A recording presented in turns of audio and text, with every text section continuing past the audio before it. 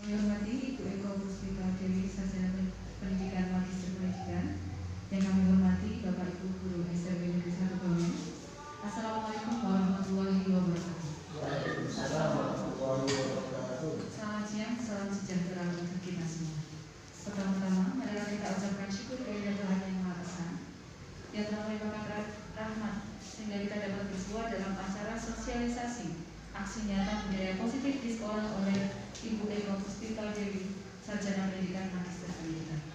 Sebelum memulai acara, perkenankan saya untuk membacakan susunan acara siang ini. Yang pertama pembukaan, yang kedua pemaparan materi, yang ketiga diskusi tanya jawab, dan yang terakhir penutup. Guna mengefektifkan waktu, mari kita buka acara ini dengan berdoa. Berdoa menurut agama dan keyakinan masing-masing dipersilakan.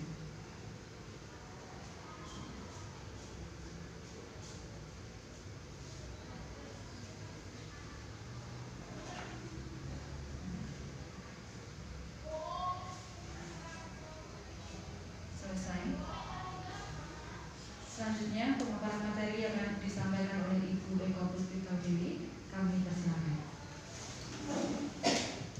Assalamualaikum warahmatullahi wabarakatuh.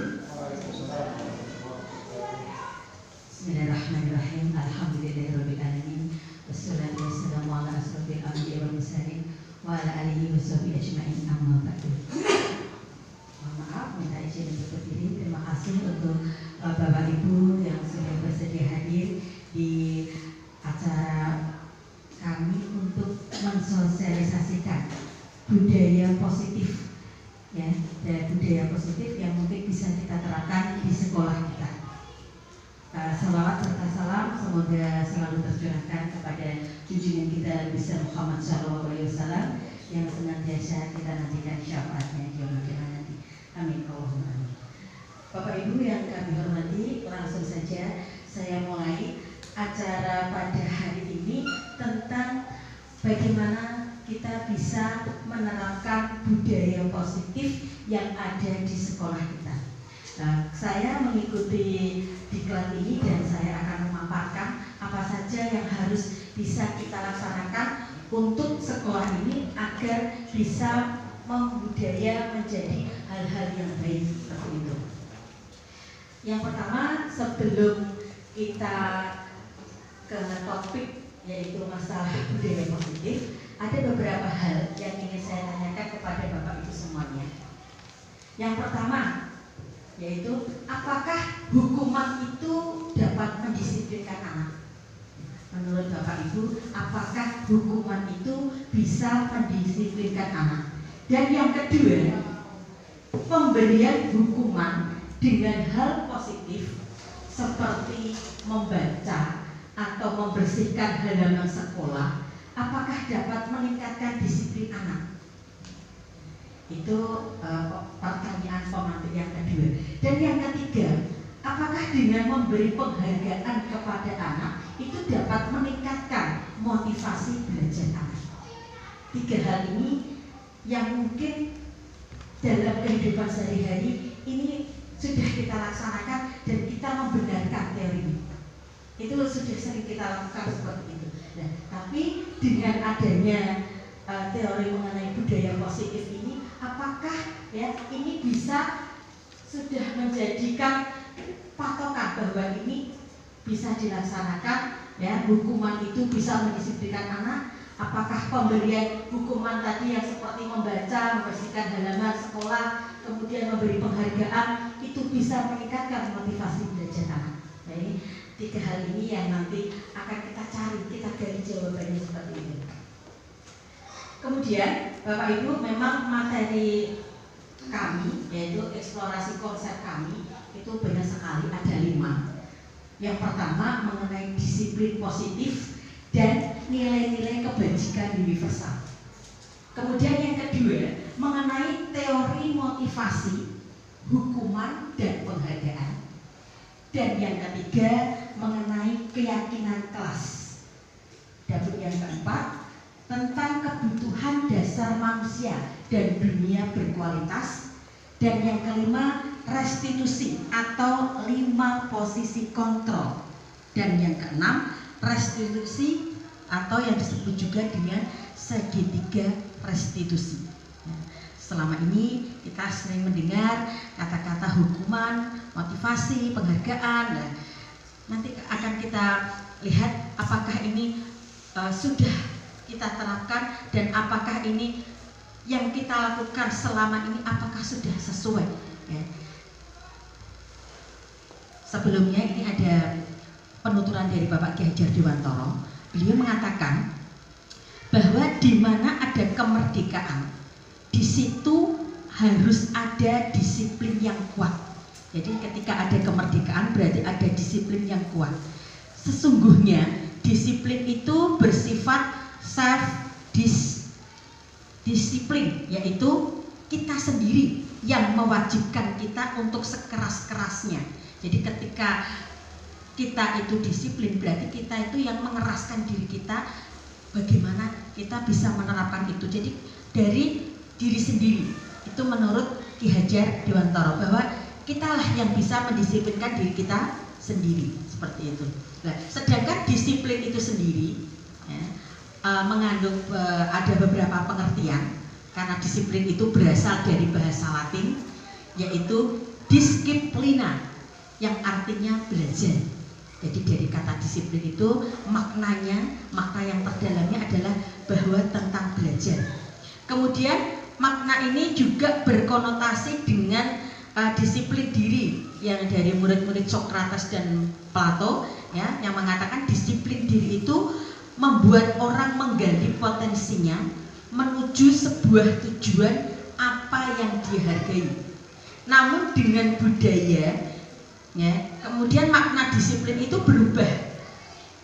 Makna disiplin itu berubah menjadi sesuatu yang dilakukan seseorang untuk orang lain, untuk mendapatkan kepatuhan. Jadi sesuatu ya yang kita lakukan untuk mendapatkan kepatuhan, kenyamanan, ya, bukan dengan apa yang kita hargai atau pencapaian suatu tujuan yang mulia.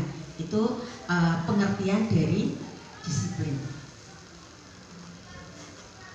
Kemudian tadi setelah kita tahu mengenai apa itu disiplin, yang berikutnya yaitu mengenai nilai-nilai kebajikan universal. Nilai-nilai kebajikan itu berarti hal-hal yang baik, ya, hal-hal yang baik secara umum. Nah, hal-hal yang baik yang secara positif manusia itu ya tentunya ingin dicapai semua orang, semua individu. Ya, nilai-nilai tersebut memang masih bersifat umum. Kalau kita lihat dari teorinya Dr. William Glasser, ya, itu mengatakan setiap perilaku atau perbuatan itu pasti punya tujuan. Semua perilaku pasti punya tujuan. Ya.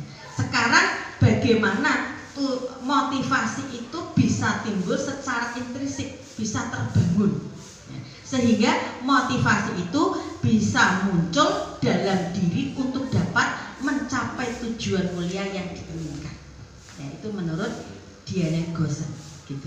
Nah, kalau nilai-nilai kebajikan yang ingin kita capai dalam budaya positif ya saat ini tentunya adalah nilai-nilai budaya ya kebajikan profil pelajar Pancasila, diantaranya beriman dan bertakwa kepada Tuhan Yang Maha Esa, berakhlak mulia, mandiri, bernalar kritis, berkebinekaan global, bergotong royong, dan kreatif.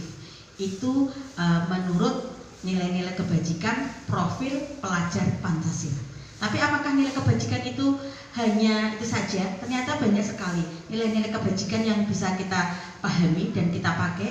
Salah satunya ya, ini menurut IBO Primary Years Program mengatakan bahwa nilai kebajikan yang lain ada sikap toleransi, ada rasa hormat, ada integritas, ada mandiri, menghargai, antusias, empati, keingintahuan, kreativitas, kerjasama, percaya diri, dan komitmen. Itu nilai-nilai kebajikannya. Kemudian ada lagi juga nilai-nilai kebajikan 9 pilar karakter, diantaranya cinta Tuhan, dan segenap ciptaannya, kemandirian dan tanggung jawab, kejujuran atau amanah, hormat dan santun, dermawan, percaya diri, kreatif, kepemimpinan keadilan, baik dan rendah hati, toleransi, kedamaian dan kesatuan. Jadi tadi setelah kita mengetahui mengenai budaya positif, kita mengetahui nilai-nilai kebajikan apa saja yang harus ada, ya. Kemudian kita ke konsep berikutnya, yaitu mengenai teori motivasi, hukuman dan penghargaan atau restitusi. Nah, jadi teori motivasi, hukuman dan penghargaan dan restitusi.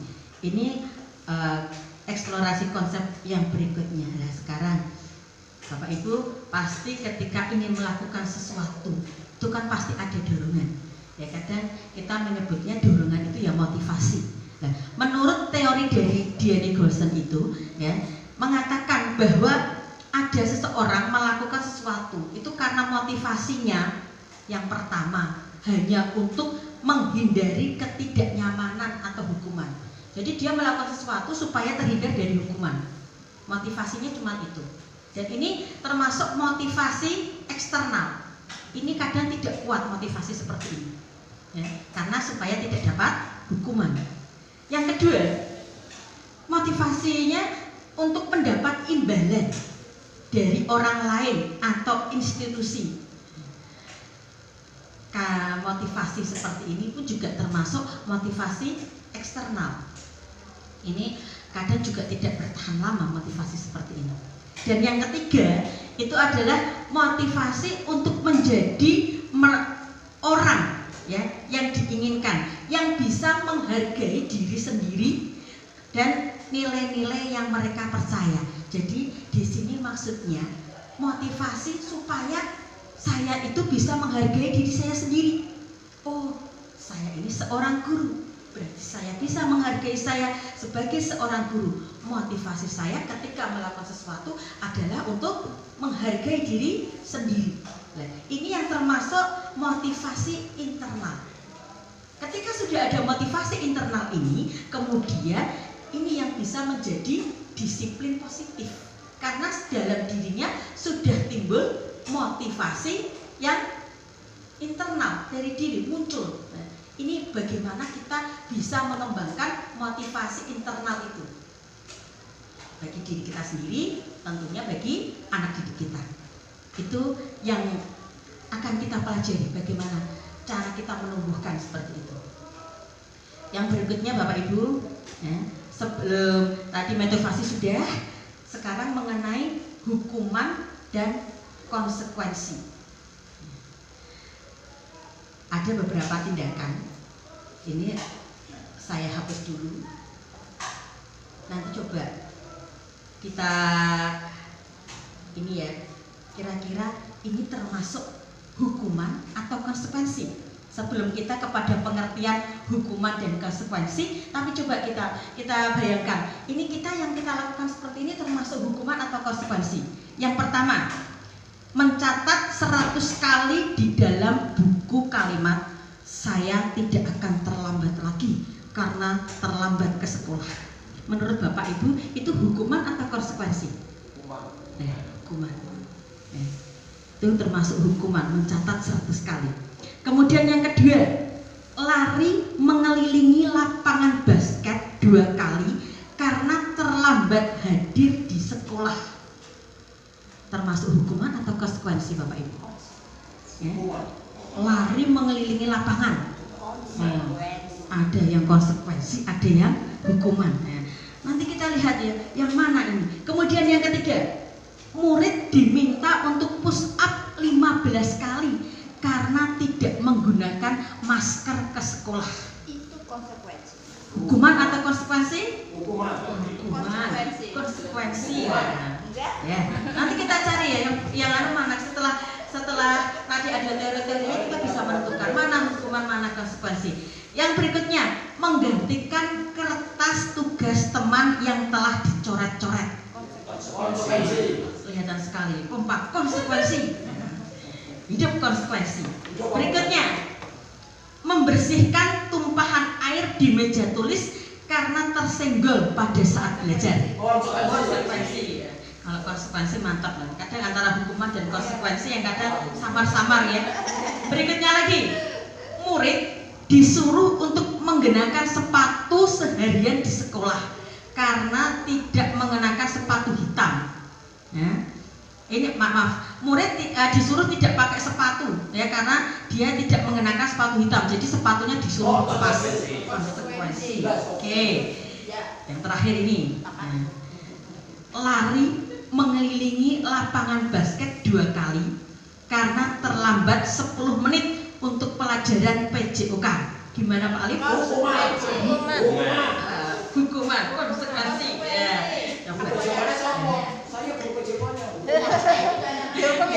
Ya. Ada ini lari karena terlambat 10 menit ya. Itu termasuk Pak Alif tadi mengatakan itu adalah hukuman. Tapi ketika itu adalah konsekuensi. Sekarang kita bisa nggak membedakan antara hukuman dan konsekuensi dari contoh-contoh ini?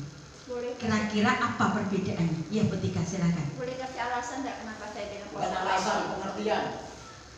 Dari sini kita bisa mengambil ya intisarinya. Kenapa disebut hukuman? Kenapa disebut dengan konsekuensi? Silakan Betika. Nah, itu saya bilang konsekuensi karena dalam PJOK itu tujuannya adalah menyehatkan anak. Dia disuruh lari 2 kali lapangan karena terlambat, dan lari itu adalah bagian dari olahraga. I think is konsekuensi. Konsekuensi ya. Menurut Betika seperti itu ya. Nanti kita lihat Bapak Ibu ya teori berikutnya. Bentar.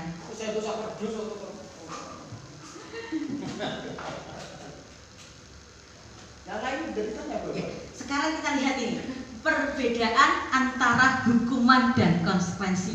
Tadi kan kita sudah membahas ini hukuman, ini konsekuensi. Kita bisa lihat ketika hukuman itu berarti sesuatu yang menyakitkan dan harus terjadi. Ya, bisa dalam bentuk fisik kan, menyakitkan. Beda dengan konsekuensi, memang sesuatu yang harus terjadi ya sudah terjadi, tapi kan tidak menyakitkan. Ya, konsekuensinya itu karena memang dia merasa oh ya ada salah gitu. Tapi kalau hukuman kadang belum tentu salah tapi berlebihan ya secara fisiknya. Kemudian ini hukuman itu membuat anak sakit fisik maupun hati untuk jangka waktu yang lama. Itu hukuman seperti itu. Sedangkan kalau konsekuensi itu membuat anak merasa tidak nyaman tapi dalam jangka waktu pendek karena memang dia tahu salahnya. Otomatis ada rasa penyesalan, jadi rasa tidak nyamannya hanya pendek. Tapi ketika dapat hukuman, ya sangat panjang. Kemudian anak membenci kedisiplinan karena hukuman yang terlalu tadi, fisik yang terlalu, malah mereka itu kadang membenci kedisiplinan. Ya. Tapi kalau kita ngasih konsekuensi, anak akan menghargai kedisiplinan itu. Kemudian hukuman itu jelas sebuah paksaan, mau dan tidak mau harus mau. Jadi tidak ada dialog sama sekali, harus itu hukuman. Beda dengan konsekuensi, ada stimulus, ada respon, ada tanggapan. Ya, ini seperti ini, terus bagaimana lagi? Lah itu ada responnya, ada tanggapannya. Kemudian hukuman itu mendorong anak untuk menyakiti diri sendiri, karena merasa sangat-sangat bersalahnya itu bersalah kadang yang berlebihan. Kalau mungkin kita bisa melihat kasus pembulian dan sebagainya, itu mungkin juga awalnya dari sebuah hukuman, bisa dari hukuman orang tua, hukuman dari guru dan sebagainya. Kemudian kalau konsekuensi ini mendorong anak agar mudah menyesuaikan diri, karena tadi sudah tahu salahnya, memberitahunya dengan hal yang baik, dia ada dorongan untuk bisa menyesuaikan diri. Sedangkan hukuman itu konsepnya sudah konsep diri yang buruk, jadi sudah pasti ya dihukum. Jadi kalau melakukan kesalahan sedikit paling dihukum. Nah, seperti itu dia sudah menjudge dirinya seperti itu. Sedangkan di konsekuensi ada konsep diri yang lebih baik. Kemudian di hukuman anak belajar untuk menyembunyikan kesalahan karena sering mendapat hukuman. Akhirnya ketika ada kesalahan bagaimana caranya menyembunyikan itu supaya tidak dapat hukuman, bukan kemudian mengakui kesalahannya atau membuat hal yang baik. Itu seperti itu ketika kita sering memberikan hukuman. Yang konsekuensi ini anak akan belajar untuk mematuhi peraturan, ya, karena ada kalau konsekuensi itu ada respon, ada tanggapan, otomatis dia akan mulai berpikir. Beda dengan hukuman. Hukuman adanya rasa benci. Seperti itu. Kemudian di hukuman itu anak merasa marah, rasa bersalah, merasa dipermalukan, merasa tidak dihargai. Itu ketika kita memberi hukuman. Kalau kita memberikan konsekuensi, ya, apa yang didapat itu anak memang kehilangan haknya, tapi tetap dia merasa nyaman, ya. Kemudian dia ya diasingkan memang, tapi hanya untuk sementara. Itu perbedaan antara hukuman dan konsekuensi. Jadi pertanyaan-pertanyaan yang tadi bisa kita pahami ketika kita hanya memberikan hukuman secara fisik dan tidak memberikan hal yang lain, itu malah justru membuat anak itu semakin benci, semakin jengkel seperti itu. Bapak Ibu, tadi perbedaan antara hukuman dan konsekuensi. Sekarang dari hal ini kita bisa mengambil kesimpulan bahwa hukuman itu kadang tidak terencana. Yang memberi hukuman itu mengandung emosi. Jadi tiba-tiba munculnya itu kadang, ya. Maka anak atau murid itu tidak tahu apa yang terjadi. Jadi dia tidak merasa salahnya apa itu, kadang malah tidak tahu dan tidak dilibatkan, tidak dikasih tahu alasannya apa. Pokoknya kamu salah, langsung dipukul, langsung apa, itu kan hukuman kan seperti itu. Maka hukuman itu bersifat satu arah, hanya yang bekerja yang pemberi hukuman tadi, ya. Dan pihak guru yang memberikan itu, murid hanya menerima hukuman tanpa melalui suatu kesepakatan. Jadi tidak ada dialognya, tidak ada apa-apanya. Kemudian pengarahan dari pihak guru itu tidak ada sama sekali, ya, baik sebelum atau sesudahnya. Anak misalnya kenapa langsung pukul, ya, langsung tendang, dia nggak tahu salahnya apa, padahal dia mungkin tadi baru jalan pelan-pelan, kakinya sakit, kita tidak tahu. Nah, itu namanya hukuman. Jadi tidak ada dialog sama sekali apa yang sebenarnya terjadi. Nah, kemudian hukuman itu biasanya diberikan dalam bentuk fisik ataupun psikis. Bisa dalam bentuk fisik, dalam bentuk psikis, kadang ya marah-marah gitu. Maka murid atau anak itu merasa disakiti atas perbuatan dan kata-kata kita. Ini hal yang perlu kita hindari ini, ya. Pelan-pelan, tapi saya yakin bisa. Sedangkan konsekuensi itu, ya, sudah terencana, ya. Jadi sudah ada kesepakatan, sudah disepakati, kemudian sudah dibahas dan disetujui oleh murid dan guru, ya. Umumnya bentuk-bentuk konsekuensi itu kan sudah disosialisasikan, ya. Dibuat oleh pihak guru atau sekolah, dan murid sudah mengetahui sebelum konsekuensi yang akan diterima bila ada pelanggaran pada konsekuensi itu. Maka murid itu tetap dibuat apa, ya, memang tidak nyaman ketika melakukan, tapi hanya untuk jangka waktu pendek, karena memang dia sudah tahu aturannya. Itu yang disebut dengan konsekuensi, sudah ada sosialisasi terlebih dahulu.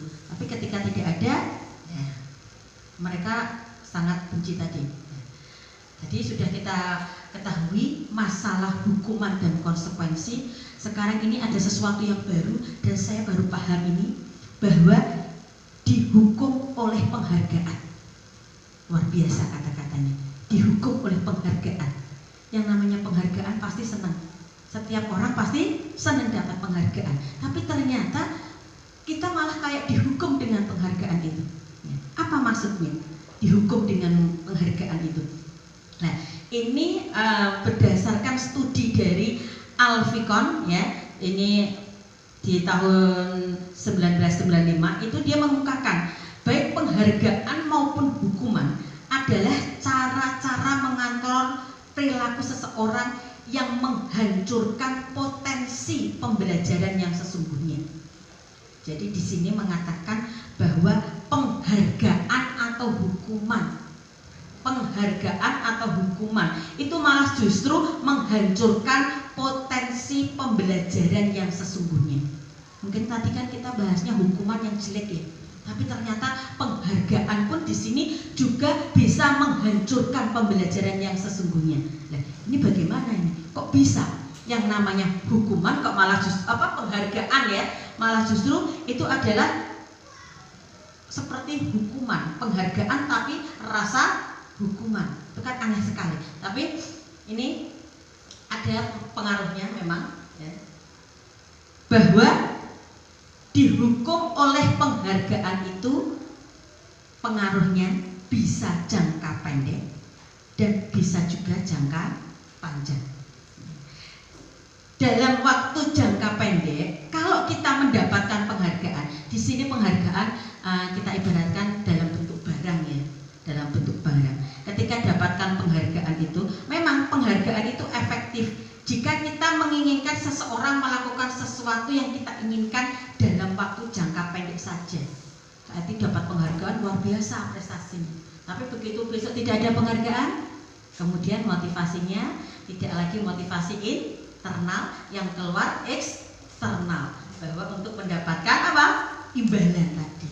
Makanya penghargaan itu malah justru bisa ya itu membuat prestasi yang buruk, pembelajaran yang buruk tadi. Nah, jika kita menggunakan penghargaan lagi, maka orang akan termotivasi lagi ya menggunakan ini. Nah, tapi kita mendapatkan penghargaan itu hanya untuk melakukan sesuatu yang baik. Nah, maka selain itu nanti kalau tidak ada penghargaan tidak melakukan lagi. Maka ini disebut dengan jangka pendek. Ini yang harus kita hindari. Nah, makanya tadi dikatakan dihukum oleh penghargaan. Kemudian yang berikutnya adalah penghargaan itu jadi tidak efektif. Penghargaan dikatakan tidak efektif karena apa? Karena penghargaan itu adalah benda atau peristiwa yang diinginkan. Ada syaratnya. Kalau tidak terpenuhi, maka bisa tidak mendapatkan penghargaan itu. Nah, itu yang membuat tidak efektif. Kalau kita tidak melakukan sesuatu tadi, tidak mendapatkannya. Dan yang berikutnya, penghargaan itu bisa merusak hubungan. Yang namanya penghargaan itu kadang bisa menimbulkan sifat iri dan dengki. Kalau yang mendapatkan senang, yang tidak mendapatkan menjadi iri dan dengki. Nah, ini hukuman itu bisa merusak hubungan. Maka penghargaan ini ya, penghargaan ini kalau bisa kita hindari, karena ini termasuk tidak menimbulkan motivasi internal dari anak-anak. Ketika motivasi internalnya tidak muncul, hanya eksternal, ketika kita tidak memberikan penghargaan lagi, maka motivasi itu tidak akan muncul.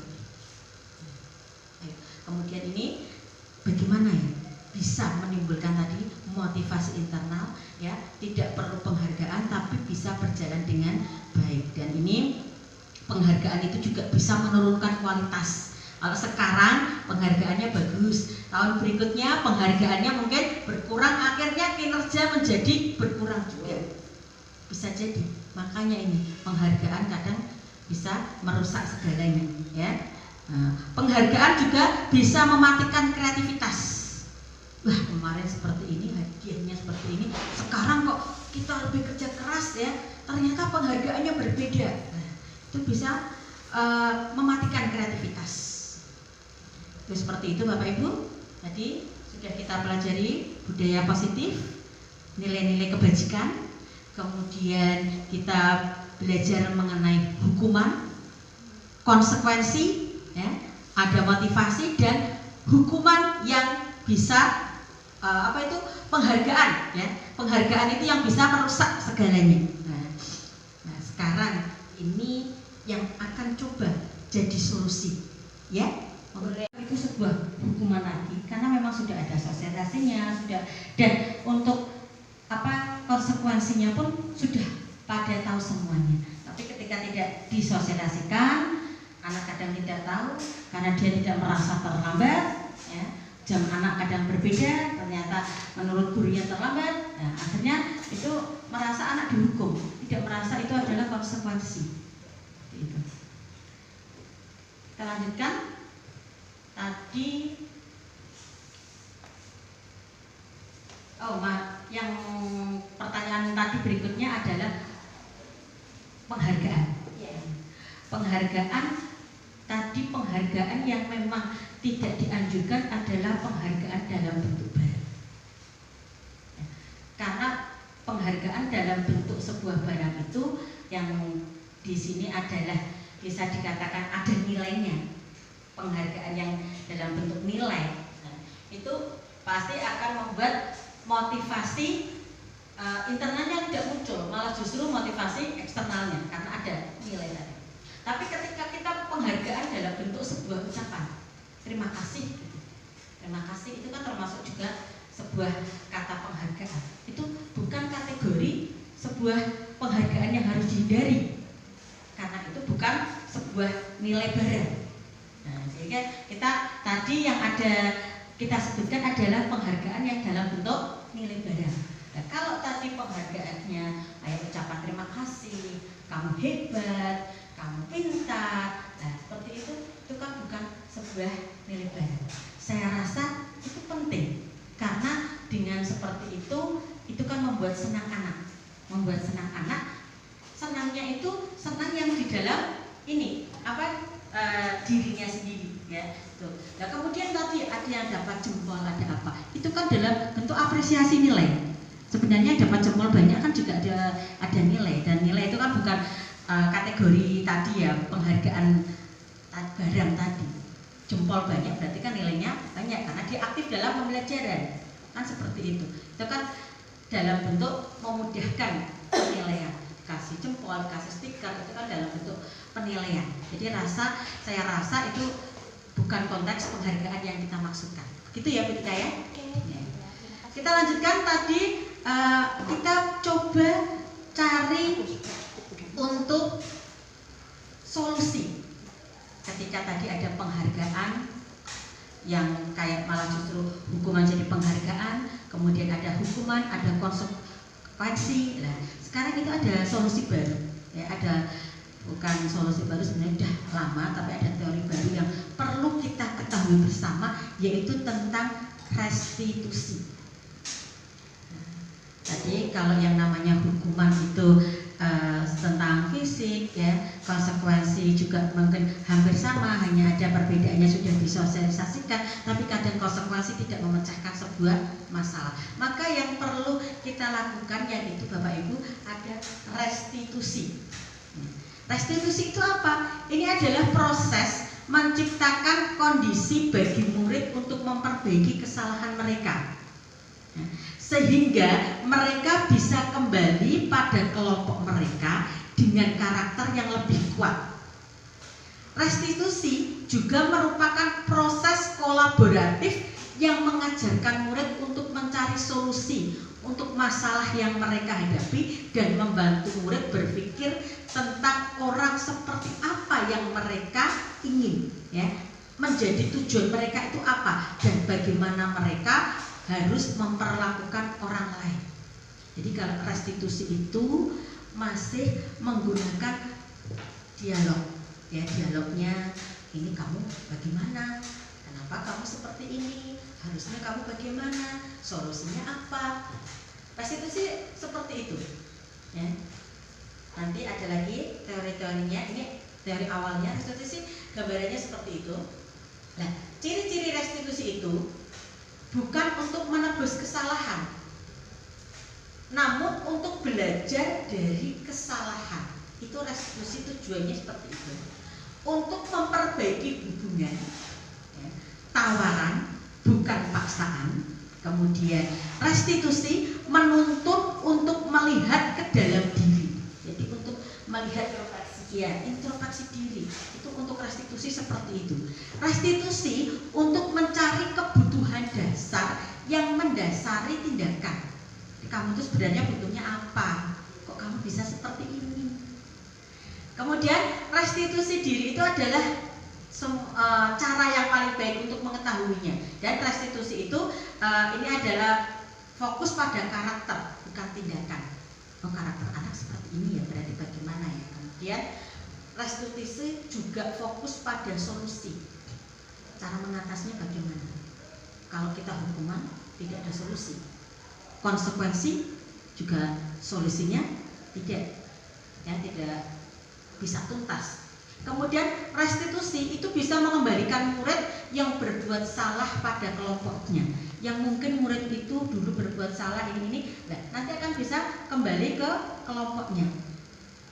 Sekarang kita lihat, ada identitas gagal, ada identitas sukses. Di sini kita mengatakan identitas gagal itu di hukuman, sedangkan identitas sukses itu bisa di konsekuensi, bisa juga di restitusi. Mungkin konsekuensi cukup, tapi kadang tidak cukup, maka perlu solusi yang lain adalah dengan restitusi. Nah, apa itu? Kenapa kok hukuman itu disebut identitas gagal? Karena itu sesuatu yang menyakitkan, pasti itu ya tidak mau.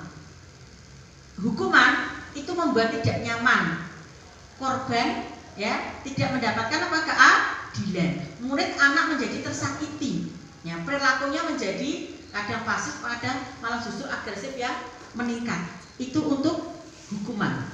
Dan sistem tidak akan berjalan bila murid tidak takut. Nah, berlaku hanya pada sebuah institusi, tidak berlanjut pada kehidupan nyata. Jadi mungkin di sekolah saja dia manut, di luar tidak, itu hukuman. Maka disebut dengan identitas gagal. Hukuman itu satu cara mendidik yang gagal. Kemudian yang berikutnya konsekuensi. Ya, tadi sudah disebutkan ya, murid ini anak dibuat memang tidak nyaman hanya untuk sementara waktu. Sedangkan kita lihat untuk restitusi, ini bisa menguatkan untuk murid ya dalam jangka yang lebih panjang. Ya. Dan kemudian murid akan mendapatkan penguatan, masalah juga akan terpecahkan. Murid belajar bertanggung jawab untuk perilakunya. Murid bertanggung jawab untuk perilakunya, fokus pada pemecahan masalah. Ini nanti mengenai restitusi. Di dalam restitusi tadi ada 3 cara, kemudian ada posisi kontrol juga. Tapi sebelum nanti kita membahas itu, kita akan membahas terlebih dahulu mengenai keyakinan kelas. Keyakinan kelas tadi sudah disebutkan. Nah, mengapa kita ini sebut keyakinan kelas? Mengapa tidak peraturan kelas ya? Mengapa seperti itu? Nah, karena di dalam kalau kita sudah yakin itu akan muncul motivasi intrinsik. Itu yang kita cari. Ya, kalau sudah menimbulkan keyakinan itu akan muncul motivasi intrinsik, dan itu yang bisa menggerakkan seseorang dibandingkan sebuah peraturan-peraturan. Menimbulkan motivasi intrinsik itu akan bisa menimbulkan motivasi yang luar biasa daripada hanya peraturan. Nah, bagaimana cara pembentukan keyakinan kelas? Yang pertama, Bapak Ibu bisa mempersilahkan warga kelas, maksudnya murid-murid di situ, untuk mengeluarkan pendapatnya. Ya. Kira-kira yang diinginkan itu apa? Peraturan yang disepakati itu apa di kelas itu? Kemudian kita catat masukan-masukan dari murid itu, kita tulis ya. Kemudian kita bisa melihat dari isi curahan itu, disusun, kemudian disusun ya, mana yang sesuai, mana yang tidak. Nah, seperti itu. Itu cara membuat keyakinan kelas. Nah, saya ada videonya tentang pembuatan keyakinan kelas ya, nanti kita tayangkan. Tapi saya menyampaikan materi terlebih dahulu biar selesai. Kemudian ini tadi tentang peraturan dan keyakinan kelas, tentang bagaimana cara membuatnya, pengelompokannya. Misalnya kalau di peraturan itu selalu kembalikan buku ke tempatnya, berarti keyakinan kelasnya menjadi yang nilai apa? Tanggung jawab. Dilarang mengganggu orang lain, berarti ini adalah keyakinan untuk menghormati orang lain. Hadir ya di sekolah 15 menit sebelum pembelajaran, berarti ini tentang komitmen.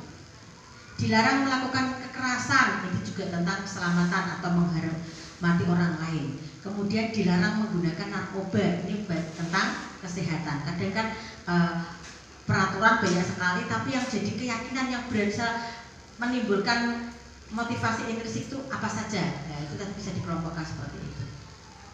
Yang berikutnya Bapak Ibu mengenai kebutuhan dasar manusia dan dunia yang berkualitas. Kita tahu setiap orang pasti punya kebutuhan, dan ini kebutuhan yang berdasar. Di antaranya kebutuhan bertahan hidup. Ada papan, ya, pangan, ya, itu adalah kebutuhan bertahan hidup. Tapi apakah hanya kebutuhan bertahan hidup saja?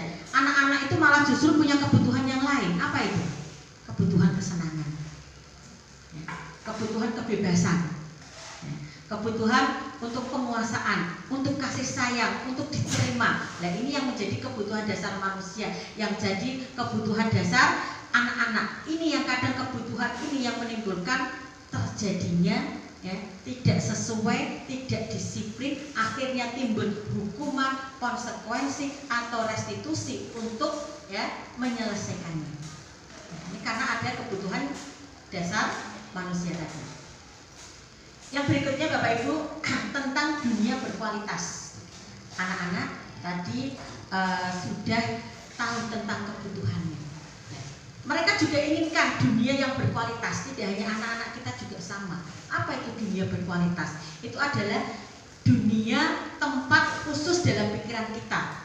Tempat kita menyimpan apa yang kita inginkan, gambaran kita, ekspektasi kita. Itulah dunia yang berkualitas. Jadi ketika kita itu melihat anak itu punya rasa kesenangan, punya rasa ini itu, karena mereka punya dunia yang ingin dicapai, dunia mereka. Jadi ketika kita melihat anak melakukan sebuah kesalahan, kita harus memandang dulu mereka itu butuh apa, mereka menginginkan dunia apa, sehingga kita tidak mudah memberikan hukuman, kita tidak mudah memberikan hukuman, kita bisa melakukan konsekuensi, bahkan yang lebih tepat kita bisa melakukan restitusi.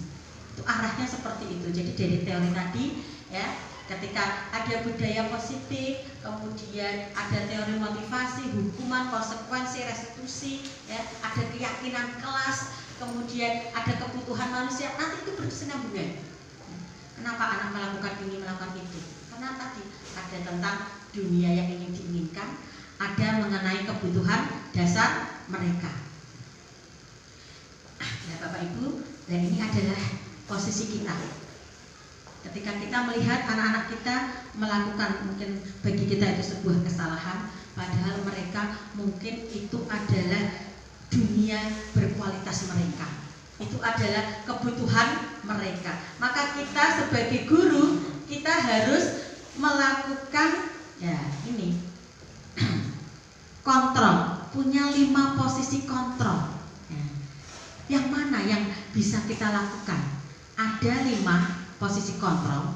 Ini posisi yang pertama sebagai penghukum, yang kedua pembuat orang merasa bersalah, yang ketiga bahwa kita itu sebagai teman, yang keempat pemantau, dan yang kelima posisi kita sebagai manajer.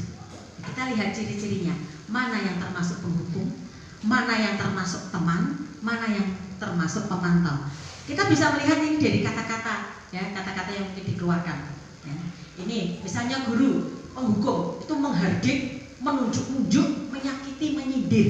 Nah, itu berarti dia posisi sebagai penghukum, ya. Gurunya berkata, kalau kamu tidak melakukan, awas ya, rasakan ya. Nah, itu berarti dia posisinya sebagai penghukum, ya. Hasilnya ini malah justru memberontak dan menyalahkan orang lain, dan kadang malah berbohong. Nah, kalau istilah kita kue lah seperti itu, ya. Karena tadi gurunya berposisi sebagai penghukum. Kemudian kaitannya dengan dunia berkualitas mereka, ini murid meletakkan guru di luar dunianya. Jadi sudah guru ini sudah di luar ekspektasi mereka, karena guru ini sering melakukan sebagai penghukum. Nah, maka murid, ya, ini akan mengatakan, biarkan saja. Nah, jadi kalau sudah marah-marah itu malah justru anaknya itu, kalau istilahnya orang Jawa, dablek. Jadi kalau sering malah dihukum gitu, ya, malah dablek gitu, seperti itu, ya. Jadi marah-marah, biarkan saja. Kemudian membuat orang merasa bersalah. Ya, membuat orang merasa bersalah itu bagaimana? Ya berceramah, mengatakan mengatakan harusnya kamu itu seperti ini, ibu itu kecewa loh, kamu itu kan sudah tak tolong seperti ini, kok kamu seperti itu, kamu mengecewakan ibu, ya, ibu sangat kecewa, kamu sudah dapat beasiswa tapi kenapa kamu tidak belajar dengan baik, kan orang jadi merasa bersalah. Nah ini posisi seperti itu.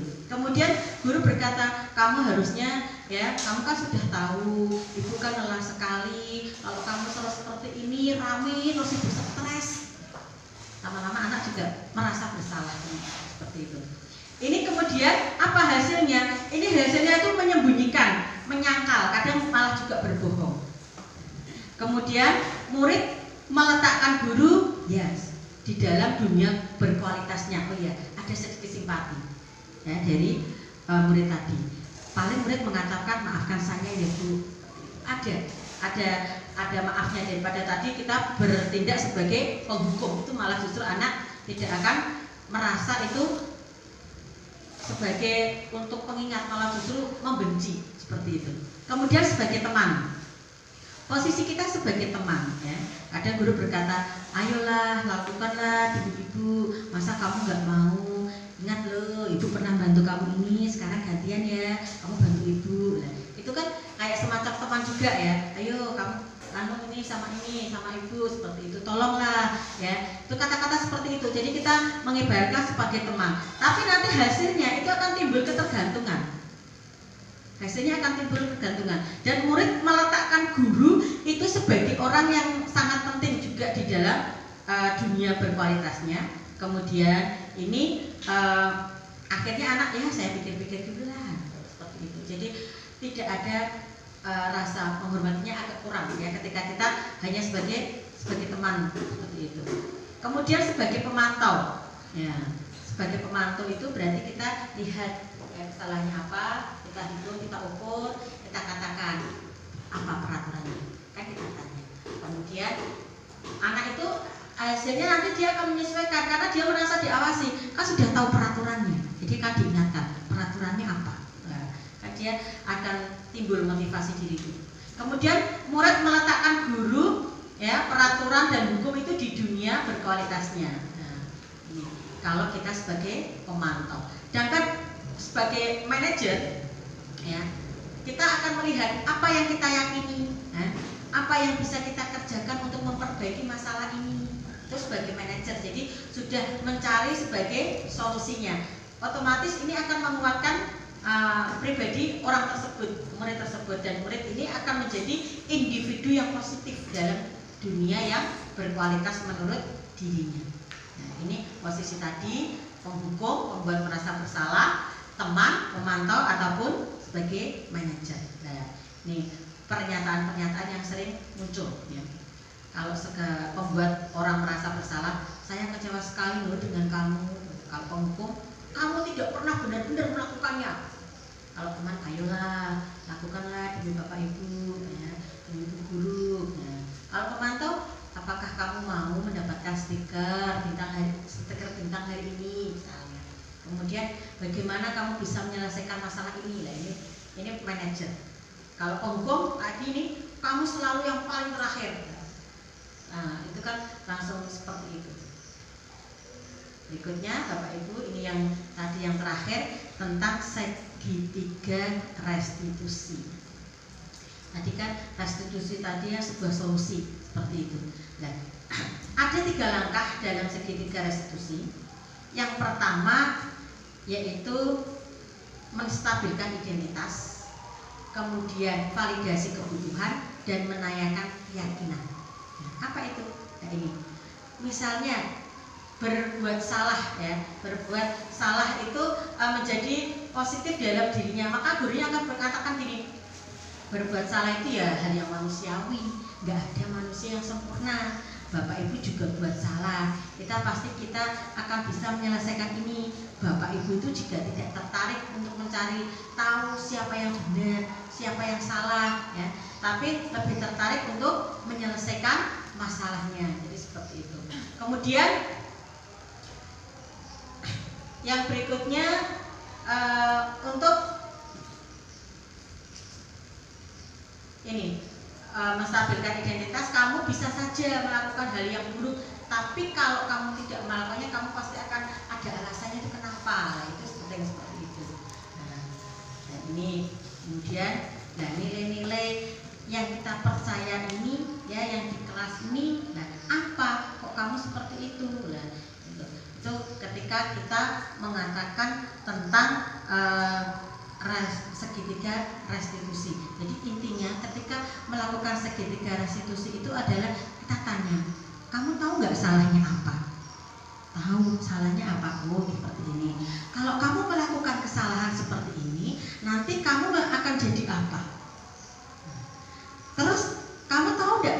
Terus bagaimana kalau seperti ini terus? Cara memperbaikinya gimana? Nah, kita tanyakan. Kemudian kita tanyakan juga, kira-kira solusinya bagaimana? Nah, kamu pengennya menjadi apa? Nah itu salah satu segitiga restitusi. Jadi menyelesaikannya dengan cara seperti itu. Sebenarnya ini saya ada videonya, tapi semoga suaranya terdengar ya.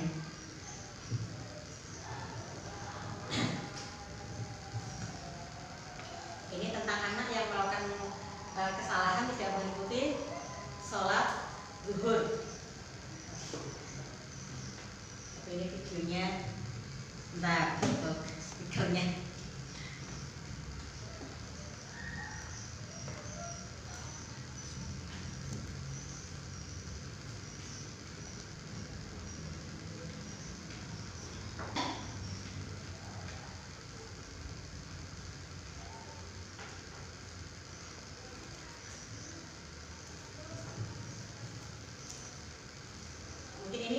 Video contoh-contohnya akan saya perbaiki dulu ya Bapak Ibu ya.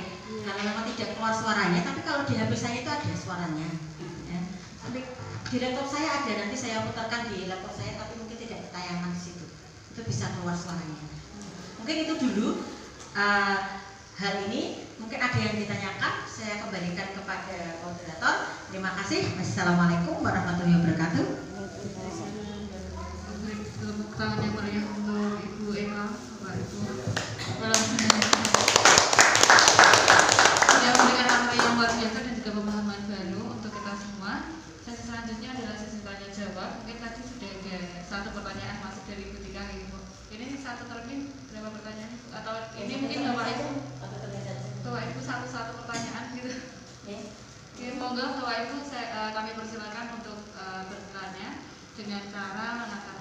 Tadi sepertinya Bu Saria ada yang ingin ditanyakan di tadi? Belum. Tadi sempat Bu Eka mungkin? Belum. Sudah masih. Bu Tari? Terima kasih. Terima kasih atas kesempatannya. Ini satu pertanyaan saja.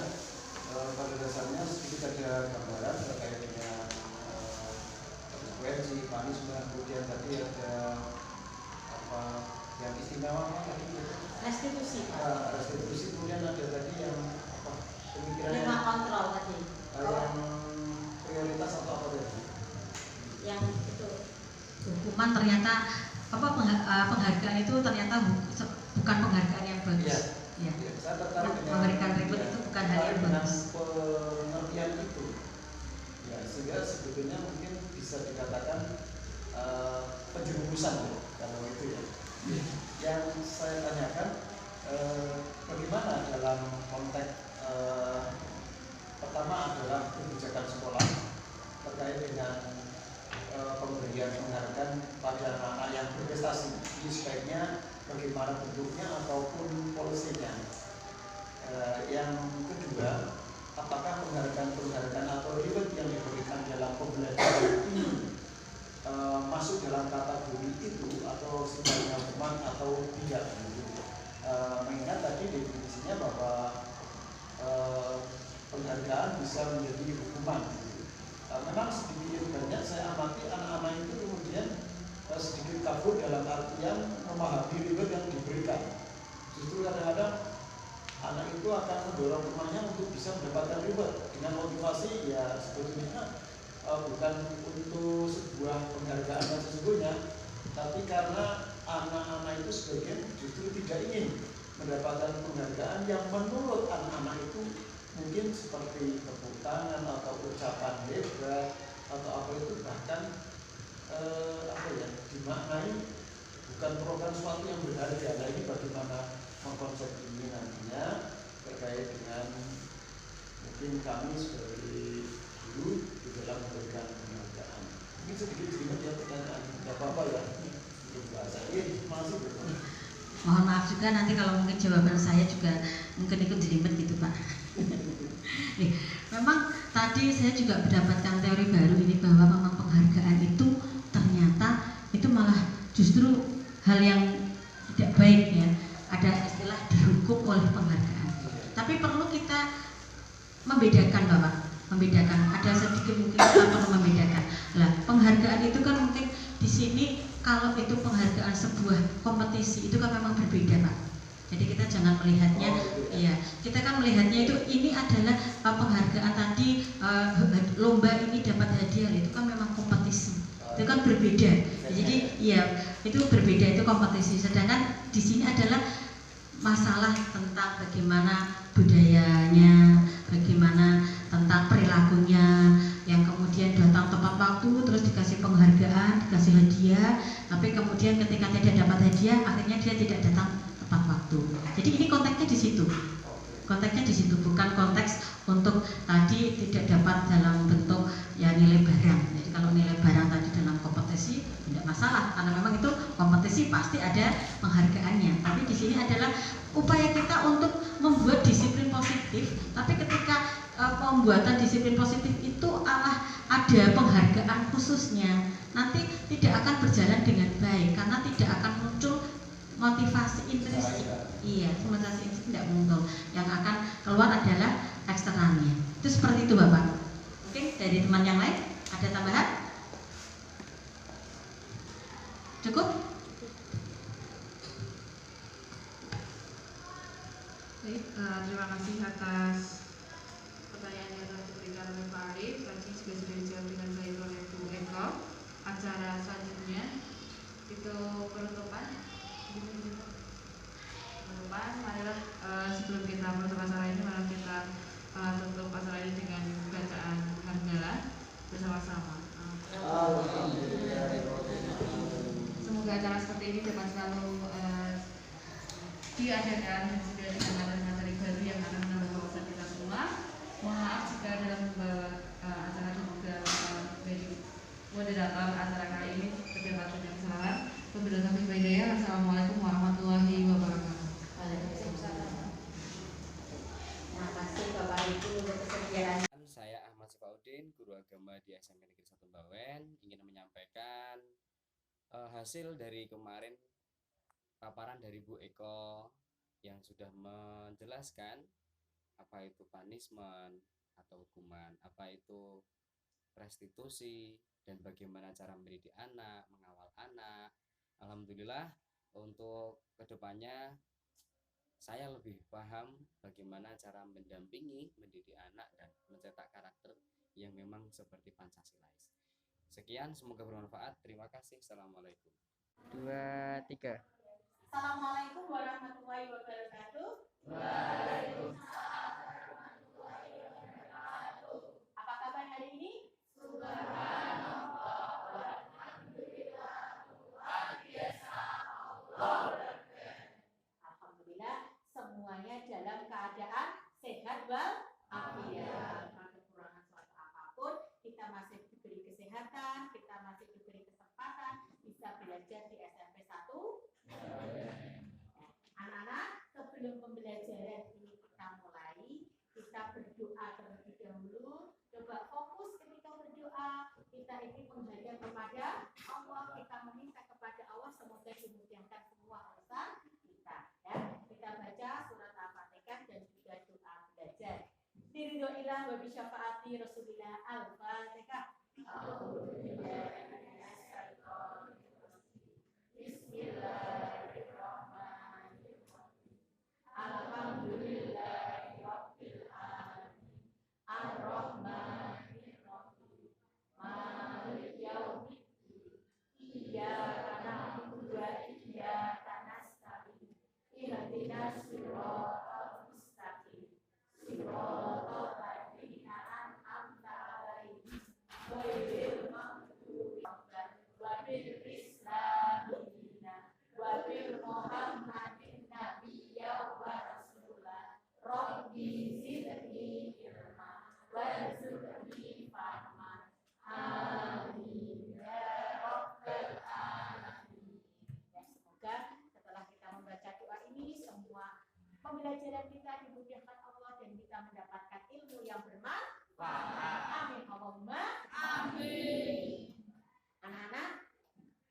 sebelum pembelajaran dimulai, ya, kita akan membuat, ya, merencanakan, mewujudkan kelas yang menjadi impian kalian. Ketika kita belajar, ya, pasti kita punya bayangan kelas yang kita impikan itu seperti apa. Betul apa tidak? Kita bisa mewujudkan itu kalau kita bisa bersama-sama kerja sama. Dan sekarang Bu Eko mau tahu kelas yang kalian impikan itu seperti apa. Nanti Bu Eko akan membagikan post-it, kalian bisa menulis kelas impian kalian. Gitu ya? Silakan nanti ditulis. Ya. Bu Eko bagikan, silakan dibagi. Ini silakan dibagi yang lain juga ya. Nah, yang memberikan, bagikan temannya yang lain ya, minta tolong. Yang sebelah sini minta tolong juga dibagikan. Ditulis, Silakan. ditulis. Iya cepet loh. Silakan kamu ya. Bagi yang sudah selesai silakan ditempel di sebelah sini ya kelas yang kalian inginkan. Ya, silakan satu persatu ditempelkan ya apa yang kalian inginkan. Beres ya.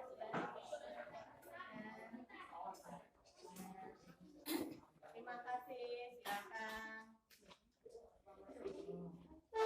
Ya, yang lain silakan. Ya,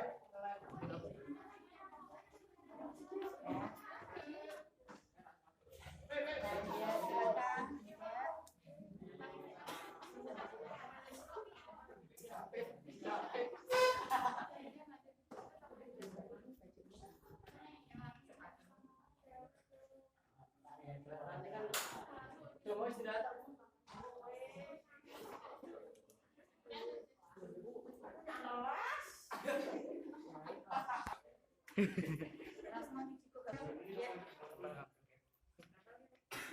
Silakan tambahkan yang tadi. Ya. Tambahkan silakan. Ya. Tambahkan sini aja enggak apa-apa. Bawahnya ya. Ya yang ada silakan ya. Ya silakan ya, Nang. Tambahkan dulu.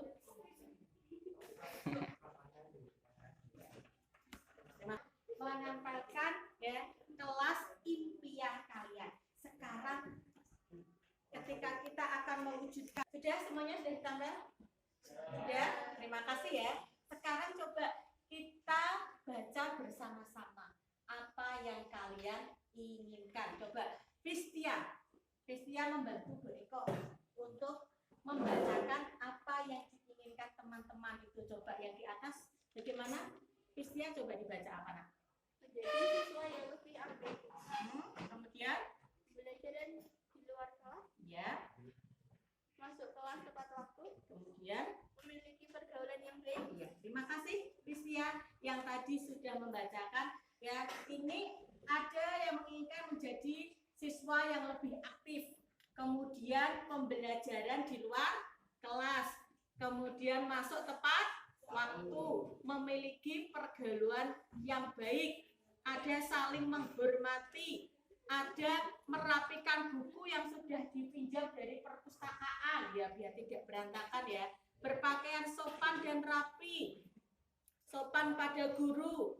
Ada yang menginginkan juga kelasnya yang bersih, kemudian kelas yang menyenangkan, kelas yang indah, membaca Al-Quran sebelum pembelajaran, tidak menyontek, jujur, mengerjakan tugas secara mandiri, berdoa terlebih dahulu, jika keluar kelas harus minta izin, mendengarkan penjelasan guru, sholat berjamaah, dan mengerjakan tugas. Ini adalah impian dari kelas 9.